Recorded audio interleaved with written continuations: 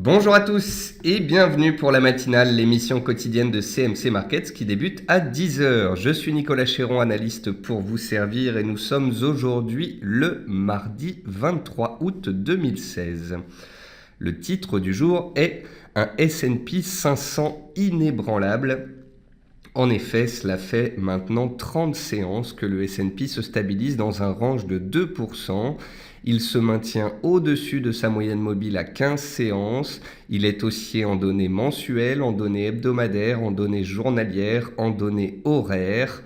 Le S&P est donc inébranlable. Il reste haussier et ce jusqu'à nouvel ordre. Les indices européens, eux, depuis une semaine, ont consolidé leur hausse du mois de juillet et du mois d'août. N'oublions pas donc qu'entre le 15 juillet et le 15 août, les marchés européens ont surperformé les marchés américains. Et depuis une semaine, en fait, les marchés européens consolident pour se réaligner un petit peu sur la performance des États-Unis.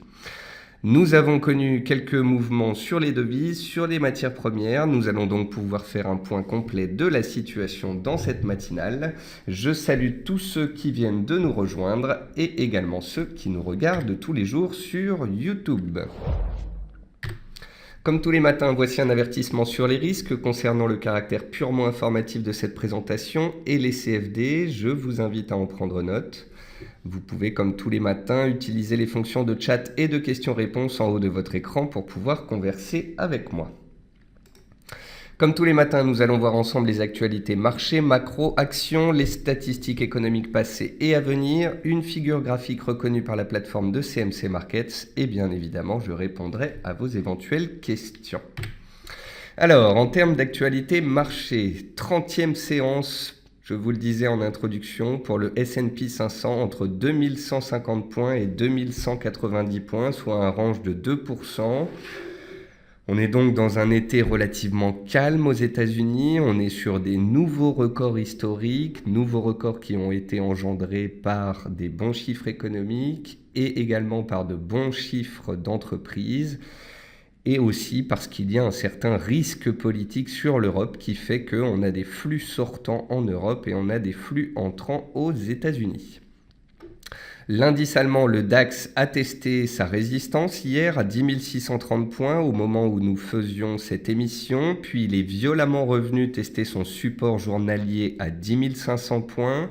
Les vendeurs ont cassé les 10 500 points et on est donc allé très rapidement à 10 390 points tester le gap laissé ouvert que je vous avais indiqué hier. On a touché ce gap et on est revenu très rapidement se stabiliser à 10 500 points. Si on regarde bien en cours de clôture hier, en fait, le DAX a baissé très légèrement. C'était donc une séance très volatile avec 250 points d'écart entre le plus haut et le plus bas, mais aucune résistance ni aucun support n'a cédé. Le DAX est donc resté complètement neutre, posé sur support et n'a pas donné de signal particulier. Le CAC, lui, plus stable, n'a pas cassé ses plus bas d'avant-hier lors de la séance d'hier. Il a tenu les 4370-4380 points, s'est stabilisé au-dessus des 4400 points et ce matin, il fait de nouveau face à la moyenne mobile à 200 séances à 4420 points. La sortie de la zone entre 4370 et 4450 points sur le CAC sera d'importance. C'est la raison pour laquelle j'ai publié une analyse ce matin sur l'indice français dans la section Analyse et actualité du site de CMC Markets. Le Volatility Index échéance septembre évolue sur ses plus bas à 14,7 points, signe de complaisance des opérateurs. La donne n'a donc pas changé par rapport à ces dernières séances et même ces dernières semaines. On est toujours dans un marché haussier avec des opérateurs complaisants et une volatilité relativement faible. Le Brent a perdu 5% depuis sa résistance à 51 $ et tente de se stabiliser. Cela fait 3 séances que le Brent baisse. Je vous avais prévenu vendredi du fait que le Brent venait de toucher une résistance à 51 $ après avoir enchaîné 5 voire 6 séances consécutives de hausse. Il était suracheté, il arrivait sous résistance, la hausse était spéculative et non pas forcément soutenue par des fondamentaux. Il est donc légitime que le Brent ait consolidé, il a désormais perdu 5% depuis sa résistance et il tente de se stabiliser. Est-ce que le Brent va repartir à la hausse ou à la baisse? Je pense qu'il faudra pour ce faire attendre demain avec les stocks de pétrole. Et puis le dollar index qui rebondissait hier a échoué sous les 95 points. Il reste ancré dans une tendance baissière. Il travaille ses plus bas du mois d'août. Tant que le dollar sera sous pression, eh bien, cela profitera aux matières premières et également aux paires en dollars, avec notamment la livre qui se reprend, avec le NZD qui travaille ses plus hauts annuels, étant donné que la Banque centrale a estimé qu'il n'y avait pas besoin de soutien particulier.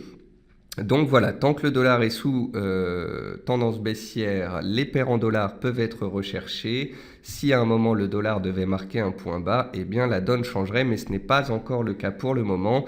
J'attends avec impatience la journée de vendredi, la réunion des banquiers centraux à Jackson Hole pour voir si le discours de Janet Yellen engendre ou non une modification du comportement des opérateurs sur le dollar américain. En termes d'actualité macroéconomique, Tim Edwards de S&P Dow Jones rappelle que la plus forte hausse de la volatilité en moyenne intervient la 35e semaine de l'année. C'est la semaine du 29 août au 2 septembre. Donc voilà, la volatilité pourrait refaire surface, on pourrait avoir de nouveau des opportunités de marché et on approche justement d'une des semaines les plus volatiles de l'année. Sûrement la semaine où les opérateurs sont de retour sur les marchés. Le secteur de la santé finit à plus 0,51 hier, soutenu par l'acquisition de Medivation par Pfizer. C'est principalement le secteur de l'énergie qui pesait hier aux États-Unis avec le recul des pétroles. Le pétrole recule à cause de craintes d'une production plus importante qu'attendue en Irak et au Nigeria, ainsi que la hausse du nombre des forages aux USA pour une 8e semaine d'affilée. Et puis enfin, sur les 479 sociétés du S&P 500 qui ont publié, 71% d'entre elles ont dépassé le consensus et c'est ce qui explique justement que les indices américains maintiennent un cap haussier. Côté entreprise, Areva pourrait se voir racheter Adwen, sa co-entreprise dans l'éolien avec Gamesa par General Electric. DroneVolt annonce la création de DroneVolt Service pour s'appuyer sur son réseau professionnel. Eiffage a publié un chiffre d'affaires en hausse de 4,6% au deuxième trimestre. Schneider est soutenu ce jour par la rumeur de cession de sa filiale DTN. Technip et Metext ont signé un accord en vue d'évaluer la faisabilité de proposer une offre combinée. Et puis vous voyez que dans les meilleures et les moins bonnes performances du CAC 40, on retrouve Renault en baisse de 2% qui est sous pression, mais sinon peu de titres dans le rouge. Et à la hausse, vous retrouvez donc Schneider qui est soutenu par des rumeurs de cession. Et puis vous retrouvez BNP et Société Générale, les bancaires. Et c'est plutôt une bonne chose. C'est un signe d'appétit pour le risque que les bancaires soient recherchés. Côté statistiques passées, ce matin, on avait la publication des PMI. Le PMI manufacturier français est ressorti inférieur au consensus, mais le PMI des services français est supérieur au consensus, à 52 contre 50,6.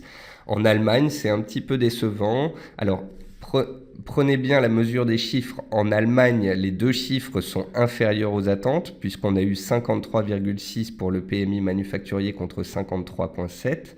Et le PMI des services est sorti également inférieur à 53,3 contre 54,3. Par contre, si vous connaissez les indices PMI, sous 50, il y a contraction du secteur, au-dessus de 50, il y a appréciation.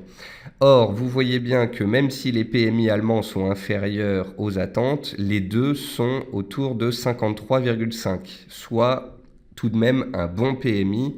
Et vous voyez aussi que ces deux PMI, services et manufacturiers, sont bien supérieurs à ce qu'il se passe en France.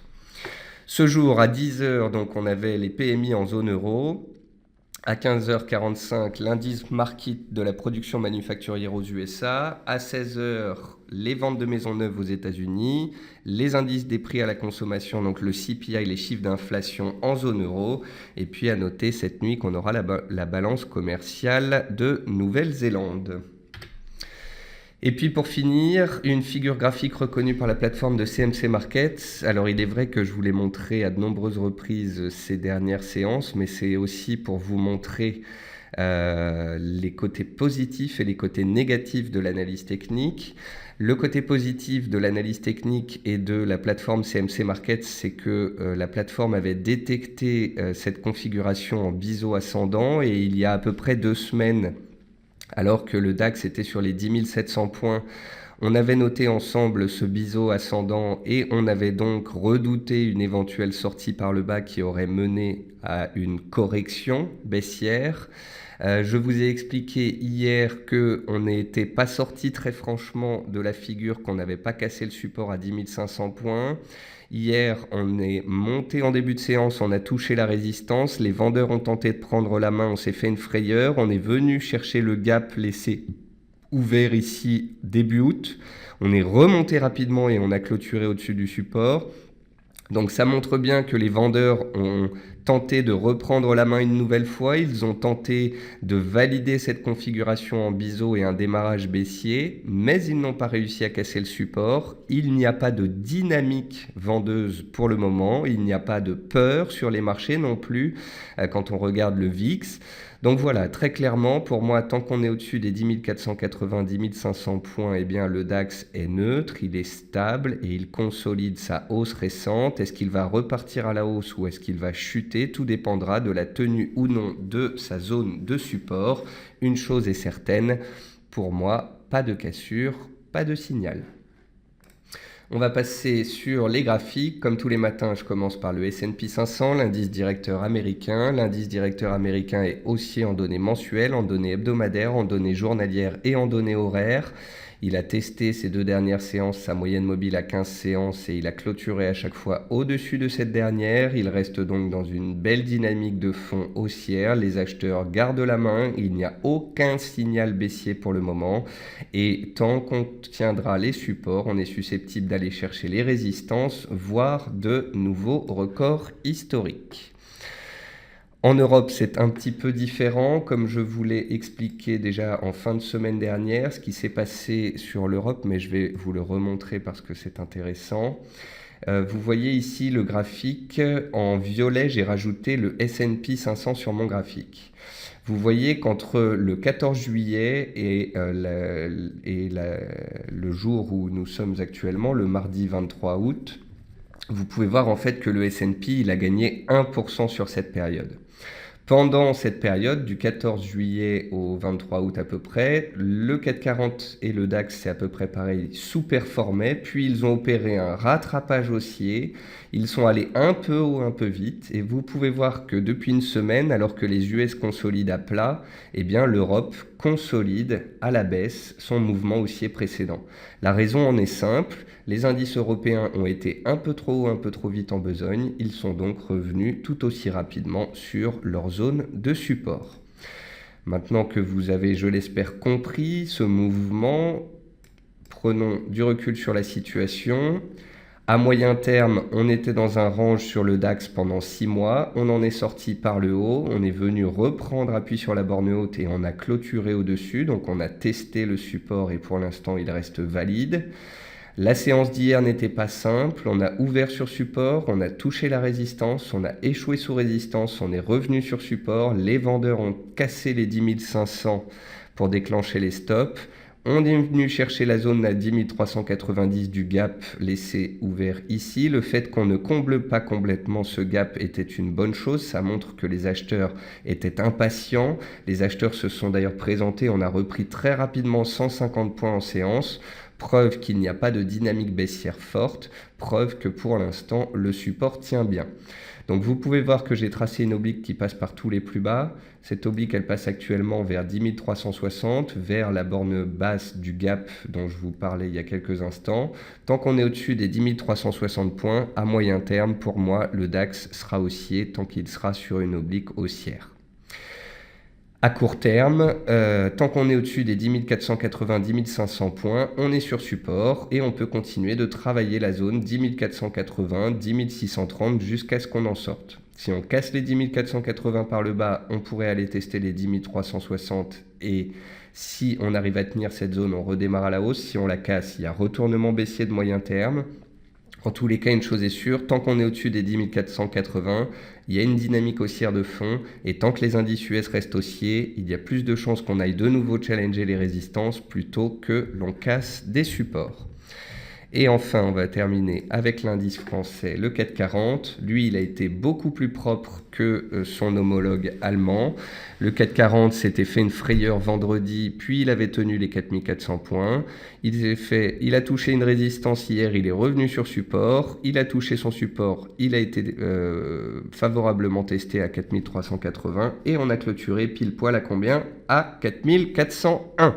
Donc le CAC 40 n'a pas cassé les 4400 points en cours de clôture. Le CAC 40 est toujours dans une dynamique haussière de moyen terme. Depuis une semaine, tout comme le DAX, le CAC 40 est dans une consolidation baissière. Mais voilà, il a trouvé sa zone de soutien. La suite, vous la connaissez. Sous 4370, on retrouve les 4003 et au-dessus des 4450, on retrouve les 4005, voire les 4530, voire les 4600 points. J'ai d'ailleurs résumé tout ce que je viens de vous dire dans une analyse qui est ici, le CAC 40, le rallye estival s'essouffle. J'ai expliqué donc que depuis une semaine, eh bien, le mouvement haussier s'était essoufflé et qu'on avait consolidé, comme je viens de vous l'expliquer il y a quelques instants. Et comme je viens de vous le dire, par oral, j'explique que la cassure soit des 4450, soit des 4370 sera d'importance pour la suite. Si on arrive à casser les 4420 et la MM 200 jours et à casser les 4450, on retourne au-dessus de la MM 200 jours, on retourne dans une dynamique haussière et on garde la tendance en place depuis le Brexit, c'est-à-dire la hausse. Si par contre on sort de cette zone-là par le bas, eh bien cela voudra dire que la rentrée scolaire débute avec des velléités baissières. Il faudra être alors très prudent. On va maintenant passer sur le marché action. Sur le marché action, peu de baisse ce matin. Achimedia qui consolide. Renault qui est sous pression. On a eu une ouverture baissière, puis le titre a été recherché depuis. Parrot consolide sa hausse d'hier. Derichebourg était pas mal soutenu ces derniers temps. Là, on assiste à une consolidation à plat. Donc, vous pouvez voir qu'il n'y a pas de mouvement baissier fort. Dans les hausses, on retrouve la biotech Valneva, qui est soutenue ces derniers temps depuis qu'elle fait de la recherche sur le virus Zika. On retrouve Genfit. Ça y est, enfin, les biotech sont recherchées. Ah, ça, c'est intéressant. Genfit, j'expliquais hier sur Twitter qu'elle frétillait, mais qu'il fallait casser les 25,80, 26 euros. Si le titre arrivait pour la première fois à casser cette résistance de taille depuis 2-3 mois, là, ça, ce serait un signal de potentiel plus de hausse. Le fait qu'on ait Genfit et Valneva et Selectis ici dans le top 10 des hausses montre bien que le secteur des biotech est bien entouré. On retrouve également dans les hausses Téléperformance. Téléperformance qui a acquis Language Line pour 1,5 milliard. Hier, le titre a pris pratiquement 10%. Aujourd'hui, il est encore à la fête. Le titre Téléperformance est dans une magnifique tendance. Regardez cela, entre 2012 et 2016, le titre est passé de 15 à 93 euros.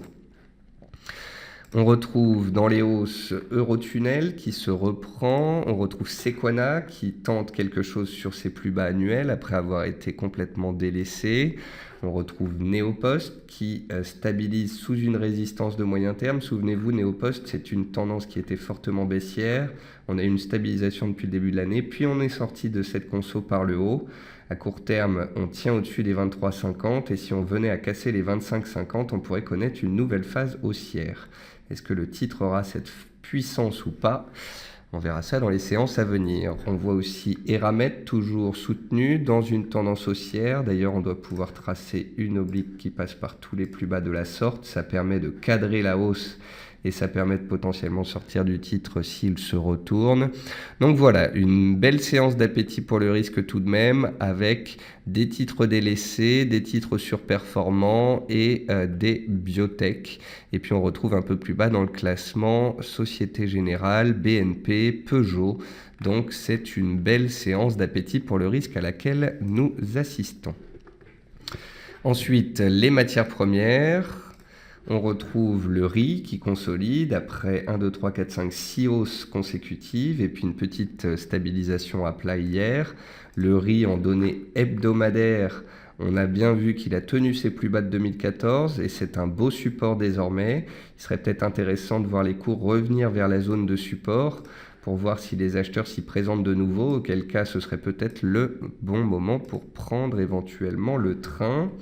Ça, c'est le WTI. Le WTI, donc je crois qu'il n'y a rien de sorcier, hein. On a eu une hausse de 25% en ligne droite sur 3 semaines. On a une consolidation depuis 2 séances. Rien de bien méchant pour l'instant. Le Brent, c'est la même chose. Donc voilà le Brent. Je vous ai montré la résistance vendredi dernier. Lundi matin, je vous ai dit qu'on avait cassé l'oblique haussière et qu'on pouvait consolider. C'est ce qu'il se passe depuis. Maintenant, le pétrole revient sur les 23,6% de retracement de sa hausse récente. Est-ce qu'il va redémarrer dès maintenant ou est-ce qu'il va aller chercher les 38,2% de sa hausse récente? Tout dépendra, comme je vous le disais tout à l'heure, des stocks publiés demain. En tous les cas, on a suivi la hausse tout du long et le point haut, je vous l'avais indiqué. Le blé continue de travailler la zone des 400-420 cents. J'ai pas grand chose à vous dire là-dessus. Le soja continue de travailler une résistance sans grande volatilité. Les cours de l'avoine, c'est intéressant. L'un d'entre vous m'avait posé la question il y a quelques séances. Qu'en est-il des cours de l'avoine? Donc là, on a un double bottom ou un triple bottom, même une tentative de triple bottom sur support. Donc c'est intéressant. Si les cours de l'avoine étaient recherchés et cassaient par la suite leur résistance, cela serait le synonyme d'un retournement de tendance éventuel. Les cours du riz reviennent au contact de la moyenne mobile à 60 jours, cette fameuse moyenne mobile que j'utilise comme pivot. Donc là, on est de nouveau passé d'un support à une zone de résistance et dans les séances à venir, ce sera capital. Est-ce que le riz arrive à dépasser cette zone des 10,40, 10,55 pour lancer un mouvement haussier de moyen terme ou est-ce qu'au contraire, de nouveau, il échoue sous résistance pour latéraliser? On verra cela. En tous les cas, pour l'instant, la dynamique haussière de court terme débutée il y a à peu près 10 jours est toujours intacte. Les cours du gaz naturel se stabilisent, on tient les supports, une résistance claire à 2,70, les stocks seront jeudi. Les cours du jus d'orange sont toujours neutres. Les cours des bovins engraissés s'accrochent à leur support, ça c'est intéressant de constater cela. Si les cours des bovins engraissés arrivaient à tenir cette zone-là et à relancer à la hausse, cela voudrait dire que les perspectives haussières de court terme ne sont pas tout à fait enterrées. Souvenez-vous, on avait à moyen terme constaté que les cours des bovins engraissés étaient sortis d'une dynamique baissière en cassant une oblique passant par tous les plus hauts depuis 1 an. Puis ensuite, la hausse a calé sous résistance à 151 cents. Là, on est revenu sur support et le fait qu'on y réagisse est plutôt positif. Ensuite, les cours de l'or s'accrochent à une sorte de range de court terme. Hier, je vous ai montré ce triangle, je vous ai dit qu'on en sortait par le bas, mais je vous ai aussi expliqué que pour moi, le support très clair sur l'or, c'était les 1330 $, soit les plus bas des 15 derniers jours, et la moyenne mobile à 43 périodes. Donc pour moi, sur l'or, il faut attendre soit une cassure des 1360, soit des 1330 en cours de clôture pour avoir un signal clair. Au-dessus des 1360, on va direction 1400. Sous les 1330, on retourne vers 1280. Et pour cela, tout dépendra du dollar. Ces dernières séances, le dollar est baissier, mais les marchés montent et il y a de l'appétit pour le risque. C'est la raison pour laquelle l'or n'arrive pas à grimper. Si les marchés devaient basculer dans un marché de peur, l'or pourrait monter. Si au contraire le dollar devait remonter à son tour, l'or pourrait être sous pression. Et puis, les cours du coton s'accrochent à leur oblique de support, mais rien de spécial à dire pour le moment. Et puis les cours de l'argent, tout comme les cours de l'or, se reprennent un petit peu. On est toujours sous résistance. L'ancien bas du range ici à 19,25 était support et fait désormais résistance. Et puis pour finir, on parle du dollar. Le dollar, le voici. Il a réagi positivement vendredi, il a rebondi hier.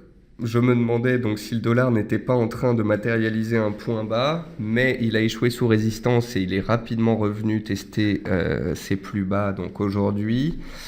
Cette semaine pour moi est d'importance parce que vendredi on aura Jackson Hole, la réunion des banquiers centraux. A priori, Janet Yellen et la Fed sont toujours dans une optique de hausse de taux d'ici la fin de l'année, et si elles devaient l'expliquer assez clairement, ça pourrait engendrer de la hausse sur le dollar. Mais pour l'instant, de la hausse sur le dollar, il n'y en a pas, donc je vais rester très factuel, attentiste, curieux de voir ce qu'il se passera en cette fin de semaine.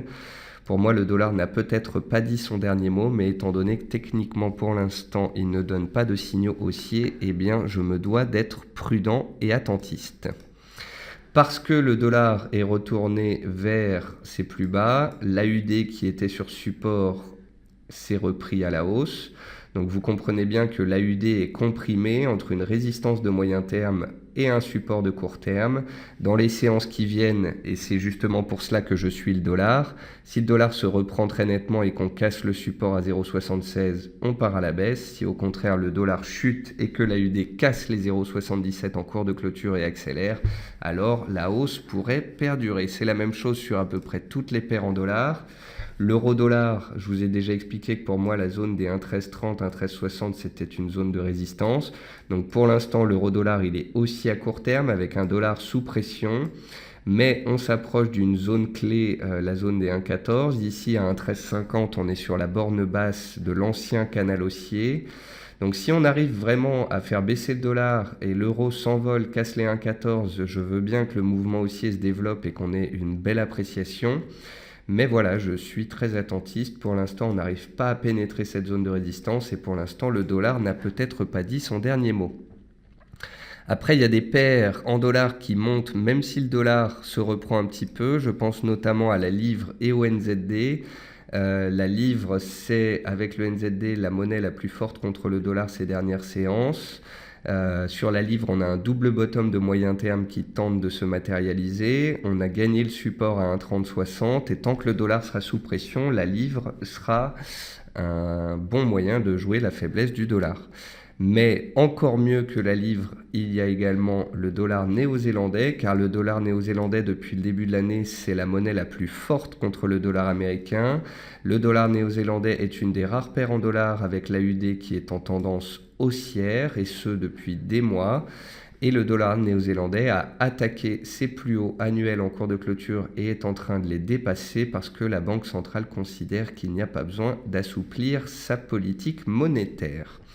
Donc voilà, tant que le dollar est sous pression, la livre et le NZD en profitent très nettement. On fera néanmoins attention car plus on revient sur les plus bas ici en zone de support, plus une réaction du dollar éventuellement pourrait prendre forme. Bien évidemment, si on casse le support à 94 points, les velléités haussières seraient écartées. Enfin, une paire que je trouvais intéressante ces dernières séances, de par son comportement, c'est l'USD CAD. L'USD CAD a touché ici un support oblique à 1,2780 et s'est repris. L'USD CAD a profité de la baisse du pétrole. Néanmoins, il est resté sous pression puisque le dollar n'arrive pas à s'apprécier. Toujours est-il que vous pouvez voir que l'USD CAD est en hausse là sur les 2-3 dernières séances, même avec un dollar sous pression.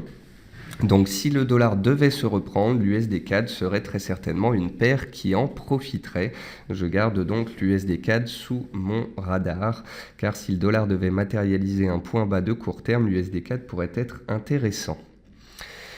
Voilà, on a fait le tour des marchés. Je vais maintenant répondre à vos questions. Jérémy me dit « Bonjour, sur le 440, nous avons touché 2 fois le support à 4380. Faut-il le prendre comme un échec et peut-on viser un retour à 4470 ?» Jérémy, vous faites bien de dire qu'on a doublement testé un support à 4380 et parce que le support a tenu, effectivement, on est susceptible de retourner travailler des résistances. La zone de résistance, c'est les 4440, 4450. 4440, c'est les plus hauts des 2 dernières séances, et 4450, c'est le cours en clôture de la fin juillet ici, qui était anciennement résistance. Olivier dit S&P 500, 9e séance de hausse, ça devient très chaud. En fait, Olivier, ils sont capables d'en faire 9, 10, 11, 12, 13, jusque pour que tous les jours, vous ayez l'impression que c'est la bonne et que pour tous les jours, eh bien, les vendeurs se fassent marcher dessus. Quand un indice enchaîne une séquence haussière de 9 séances, ça veut pas forcément dire qu'il a beaucoup de chances de baisser, ça veut surtout dire que les acheteurs n'en démordent pas et se présentent à l'achat tous les jours, et ce, jusque nouvel ordre. Philippe me dit que sur l'euro-dollar, le SSI est vendeur. Effectivement, Philippe, sur l'euro-dollar, le sentiment client est vendeur. Ça plaide pour plus de hausse à court terme. C'est pour l'instant ce qu'il est en train de se passer. C'est pour cette raison que je parle d'éventuels pièges haussiers sur l'euro-dollar, mais cela demande à être confirmé par un retournement des cours. Pour l'instant, l'euro-dollar est haussier à court terme et je ne peux pas dire l'inverse. Enfin, Philippe m'indique sur le DAX, la moyenne mobile à 200 jours à 10 500, la MM20 jours à 2500 points. On va la mettre, on va se mettre des bandes de Bollinger. Voilà, et on peut constater donc que le DAX est dans une tendance haussière, qu'il évolue au-dessus de sa moyenne mobile à 20 séances. Il avait pris appui ici à 10 100 points au-dessus de cette moyenne mobile. Il a pris appui dessus ici hier. Tant qu'on est au-dessus des 10 480 points et de la MM20 jours, le DAX est haussier et peut aller plus haut. S'il casse ce support dynamique et horizontal, alors la donne changerait. En attendant, tant que les équilibres ne changent pas, n'attendez pas que mon discours change. Voilà, sur ce, j'espère que cette matinale vous a plu, que c'est un point complet qui vous permet d'avoir des informations, des supports résistance et de parfois détecter des configurations attractives.